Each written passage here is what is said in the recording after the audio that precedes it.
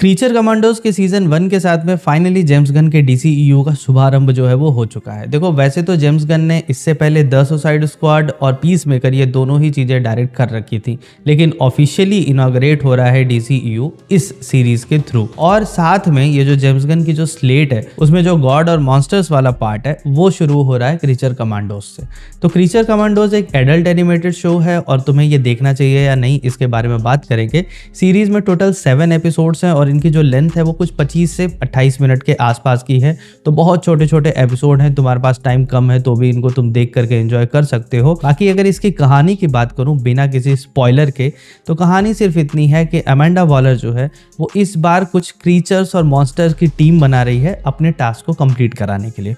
और टास्क ये है कि पोकोलिस्तान नाम की एक जगह है जहाँ की प्रिंसेस को प्रोटेक्ट करना है किसी थ्रेट से, और इस टीम को लीड करने का जिम्मा जो है वो मिलता है रिक फ्लैग को। अब देखो टीम में एक बंदा पुराना भी है जिसका नाम है वीजल, जिसको तुमने देखा होगा द सुसाइड स्क्वाड में, वो टास्क फोर्स एक्स का मेंबर था और उसमें वो बच जाता है। वीजल बड़ा एनोइंग सा कैरेक्टर है, बस इस पूरे सीरीज में मुझको वीजल नहीं पसंद आया, हालांकि उसकी बैक स्टोरी जो है वो बहुत दर्दनाक है। तो देखो जेम्स गन की ये बड़ी खासियत है कि वो जब कुछ इस टाइप की सीरीज या कोई ऐसे प्रोजेक्ट अपने हाथ में लेते हैं तो यूजुअली वो ऐसे कैरेक्टर्स को पिक करते हैं जिसको हम लोग बहुत कम जानते हैं, और इसके बाद उनकी बैक स्टोरीज इतनी ज़बरदस्त तरीके से दिखाते हैं ना कि हम उन कैरेक्टर्स से कनेक्ट होने का काम करते हैं।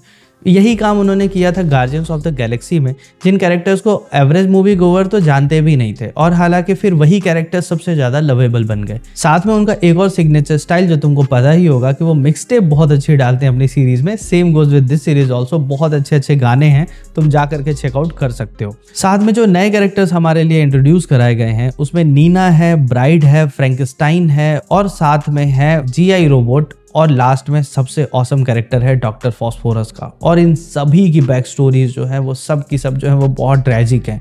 कोई ऐसा नहीं है जो खुशी खुशी आ गया, यहाँ पे हर किसी के साथ में बहुत ज़्यादा ट्रेजिडी और ड्रामा जो है वो हो चुका है।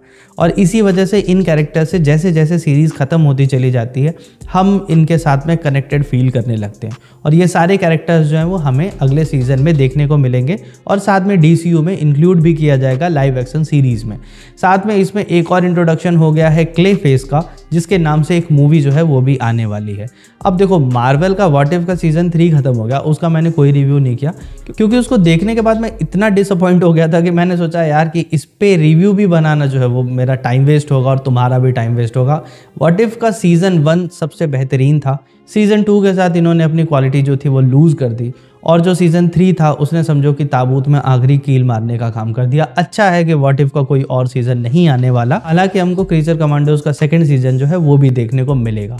अब बात करूं अगर इसके एनिमेशन स्टाइल की, तो देखो यार ये एक एडल्ट एनिमेटेड शो है, तो इसमें तुमको गोर भी देखने को मिलेगा, वायलेंस भी देखने को मिलेगा, स्ट्रॉन्ग लैंग्वेज साथ में देखने को मिलेगी, और कुछ इरोटिक हॉर्नी टाइप के सीन्स भी देखने को मिलेंगे। तो ऑफ कोर्स ये बच्चों के लिए तो बिल्कुल भी नहीं है, और तुम बच्चों को अपने साथ में बिठा करके भी इसे नहीं दिखा सकते। हालांकि ये बहुत रिफ्रेशिंग सा है कि जो कॉमिक बुक के फैंस हैं उनको एक R-रेटेड एनिमेटेड शो जो है वो देखने को मिल रहा है। बाकी अगर स्टोरी की बात करूँ तो स्टोरी जो है वो थ्रू आउट इंगेजिंग है, कोई एपिसोड ऐसा नहीं है बोरिंग लगने वाला। और वैसे भी जितना R-रेटेड एंजॉय करना हो इस टाइप के सीरीज देख करके कर लो, क्योंकि वैसे भी जो सुपरमैन मूवी आ रही है वो तो R-रेटेड है नहीं, तो ऑब्वियसली उसको थोड़ा टोन डाउन करेंगे उसमें वायलेंस वगैरह को।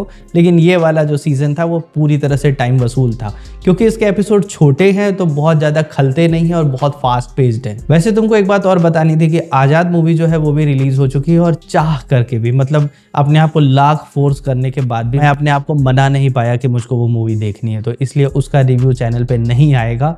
मैं उस पर अपना टाइम वेस्ट नहीं करना चाहता। स्वदेश मूवी का वीडियो ऐसे पे वर्क चल रहा है, और साथ में अगली वीडियो जो आएगी वो एक बार फिर से 5 और बेहतरीन अंडररेटेड एक्शन फ्लिक्स जो तुम्हारे लिए मैं रिकमेंड करूँगा वो वीडियो होगी।